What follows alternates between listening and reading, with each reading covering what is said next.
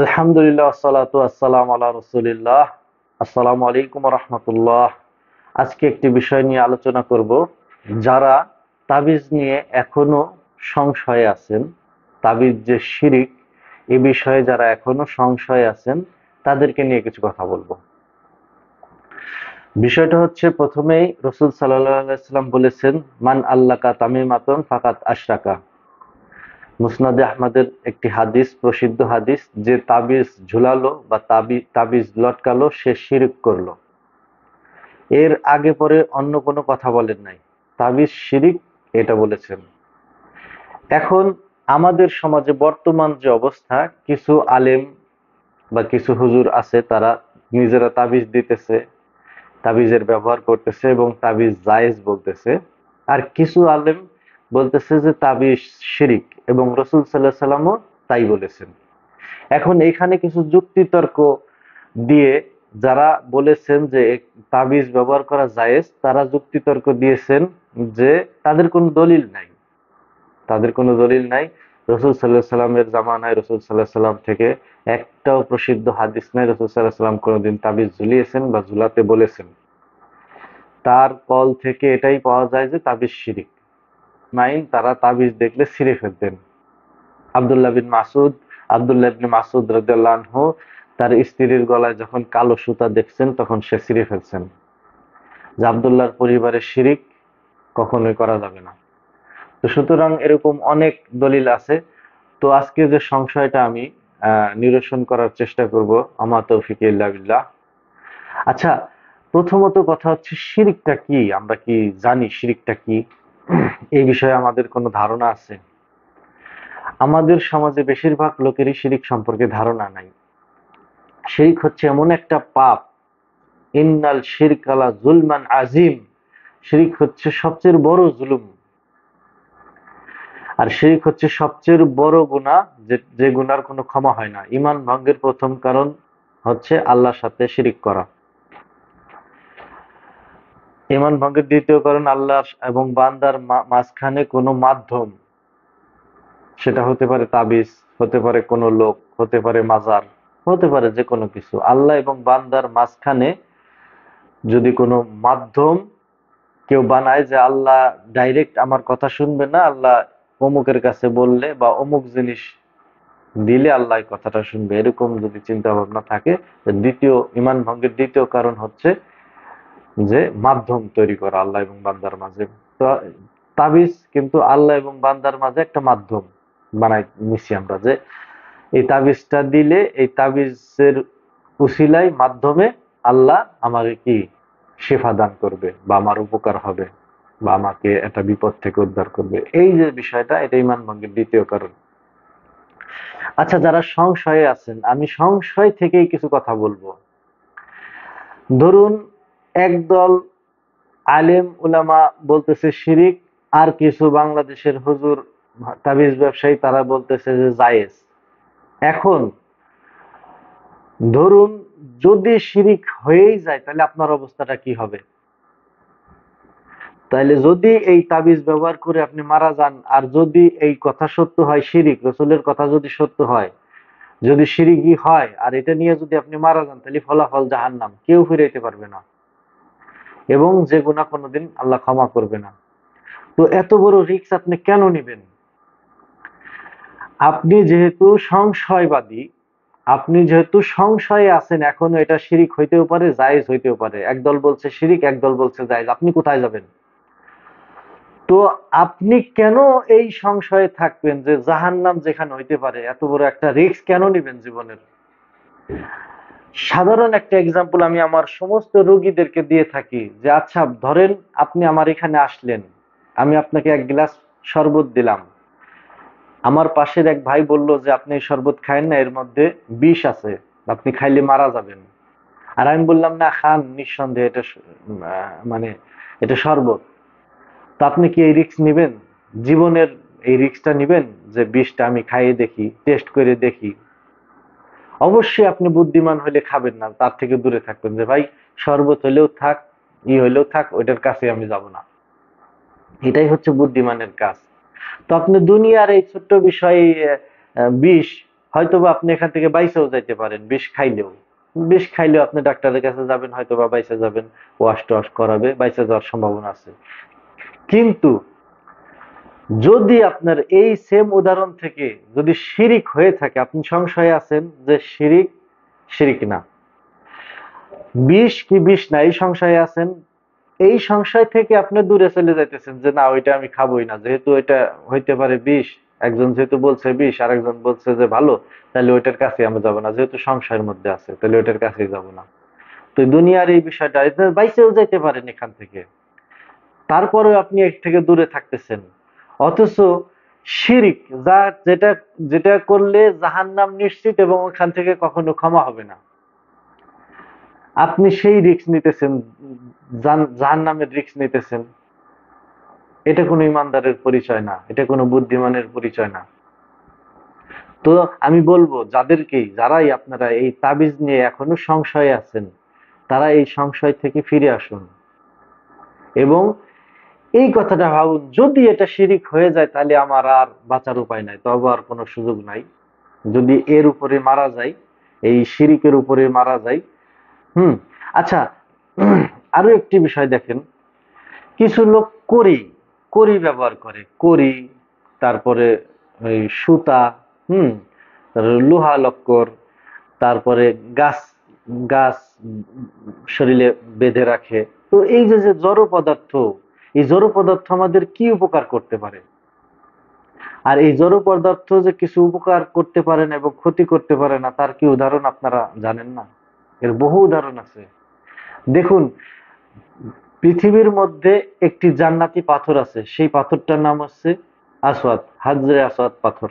আমরা সবাই জানি, যারা হজ করতে গেছে তারা সবাই জানে হজের সময় এটাকে চুমু দিতে হয়, এবং এই পাথরটা সরাসরি জান্নাত থেকে আসছে, এবং এই পাথরটা রাসূল সাল্লাল্লাহু আলাইহি সাল্লাম বলছে যে মানুষের পাপ নিতে নিতে এটা কালো হয়ে গেছে, তারে টাচ করে, তো এটা কালো হয়ে গেছে, এটা ছিল ধবধবা সাদা।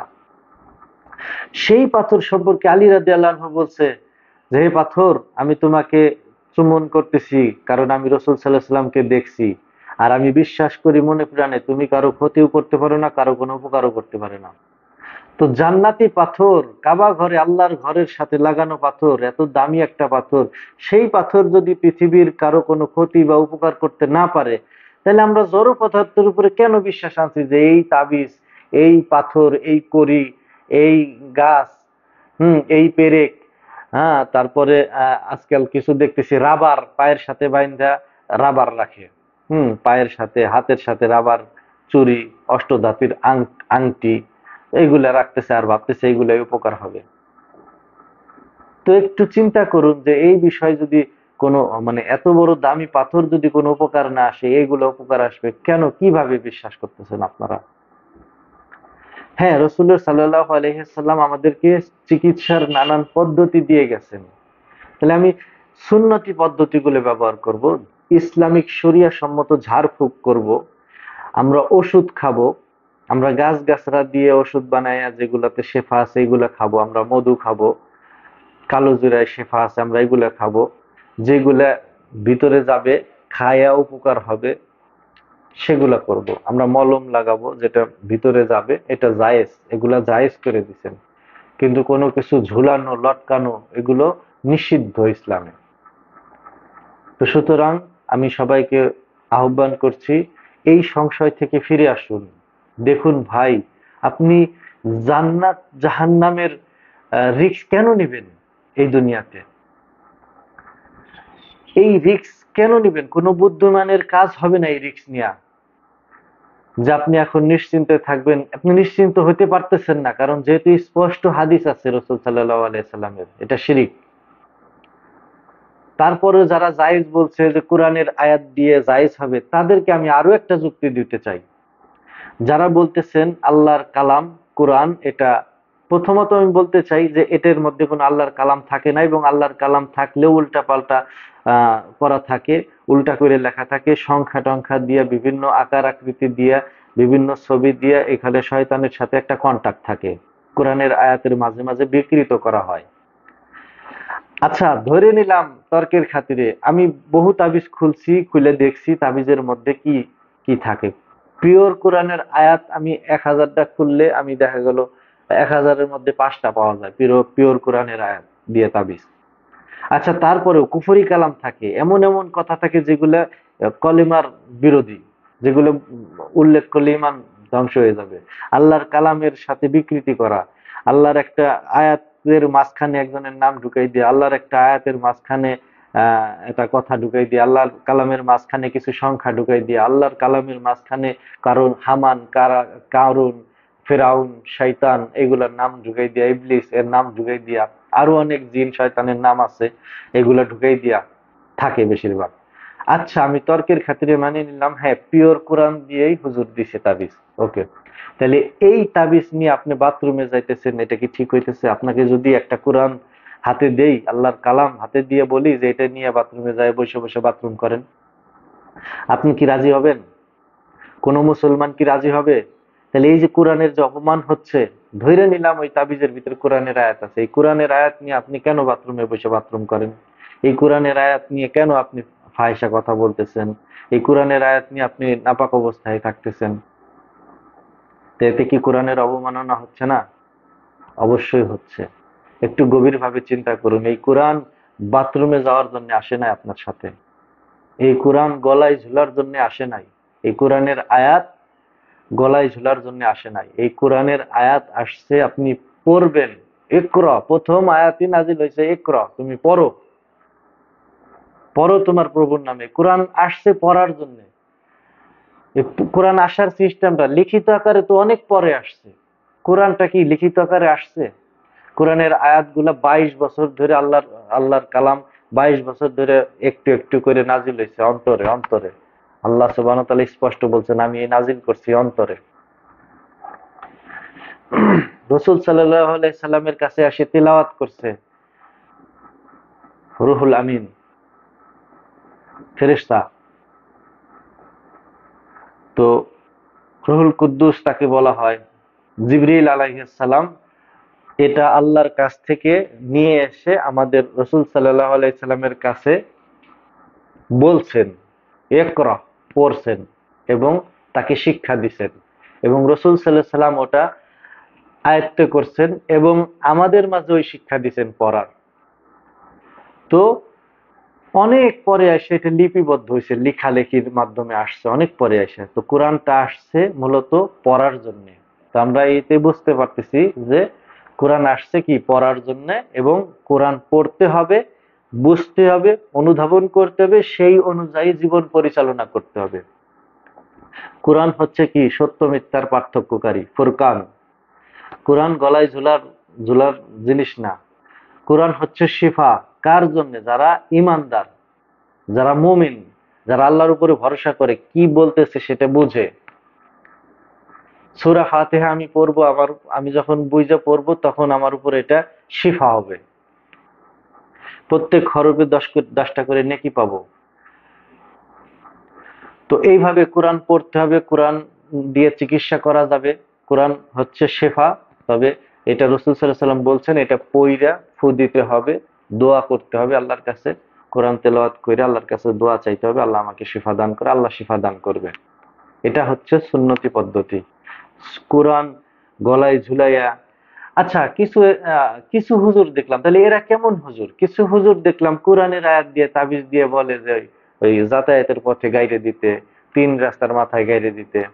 কেন? এখান থেকে 3 রাস্তার মাথায় কত লোক হাঁটবে ওদের উপর, ওই কোরআনের আয়াতের উপর দিয়া। তো এতে কি কোরআনের অপমান হবে না? আপনি তারপরেও কেন সংশয় থাকেন? এই তাবিজ নিয়ে কেন সংশয় থাকেন? যেই কোরআনের আয়াত তাবিজের ভিতরে ভইরা যেটা বলে আপনার যাতায়াতের পথে রাখবেন, 3 রাস্তার মোড়ে গাড়বেন, 4 রাস্তার মোড়ে গাড়বেন, অমুক জায়গা ফেলাই দিবেন, অমুক গাছে লটকাবেন, অমুক আহ, জায়গা যায় রাখতে হবে, নির্জন জায়গা ফেলাইতে হবে। আপনারা বুঝুন, এখান থেকে শিক্ষা নিতেছেন না যেগুলো কোরআনের অপমান? কোরআনকে মাটির নিচে গাড়ার জন্য আসছে? কোরআন কি গলায় গলায় ঝুলার জন্য আসছে? কোরআন কি দরজার সামনে ঝুলার জন্য আসছে? কোরআন কি গাছে গাছে ঝুলার জন্য আসছে? তো এতে কোরআনের অবমাননা হচ্ছে, এতে শয়তান খুশি হয়। শয়তান খুশি হয়ে দু একটা কাজ হয়তোবা কইরাও দিতে পারে, কিন্তু সেই ধোকায় কখনো পড়বেন না। আব্দুল্লাহ ইবনে মাসউদের একটি প্রসিদ্ধ হাদিস আছে, যেটা যখন তিনি ঘরে আসলেন, হঠাৎ করে তার স্ত্রী তখন ঝাড়ফুঁক করাইতেছিলেন এবং ওই সুতা গিট্টু দিয়ে বাঁধেন, মানে গলায় ঝুলাইছেন এক ইহুদি মহিলার থেকে। তখন সে এসে টাইনে ছিঁড়ে ফেললো। এখন ছিঁড়া ফেলার পরে তখন তার স্ত্রী কষ্ট পাইলেন এবং কান্না করতেছিলেন। তখন আব্দুল্লাহ ইবনে মাসউদ রাদিয়াল্লাহু আনহু বলেন, আব্দুল্লাহর পরিবারে কখনো শিরিক হয় না। তখন বললেন যে, হে আব্দুল্লাহ, আপনি কি জানেন না যে আমার চোখের মধ্যে এরকম খুব যন্ত্রণা দিচ্ছিল, এটা বান্দার পরে ঠিক হয়েছে। তখন আব্দুল্লাহ ইবনে মাসউদ রাদিয়াল্লাহু আনহু বললেন যে, শয়তান তোমার চোখের মধ্যে আঙ্গুল দিয়া কষ্ট দিতেছিল, যখন তুমি এই শিরকে লিপ্ত হয়েছো তখন শয়তান এখান থেকে বিরত থাকছে। তো দেখুন কি সুন্দর শিক্ষা আমাদের আহ আহ রসুল সাল্লাল্লাহু আলাইহি সাল্লামের সাহাবাগণ আমাদের জন্য যে উজ্জ্বল শিক্ষা এবং রেখে গেছেন এবং স্পষ্ট বাণী রেখে গেছেন। তারপরে আমরা কেন আজকের হুজুরের কথা শুনে আমরা সংশয়বাদী হই? আল্লাহ সুবহানাহু ওয়া তাআলা আমাদেরকে বোঝার তৌফিক দান করুক। আল্লাহুম্মা আমিন। আসসালামু বিহামদিকা আশহাদু আল্লা ইলাহা ইল্লা আনতা আস্তাগফিরুকা ওয়া আতুবু ইলাইক।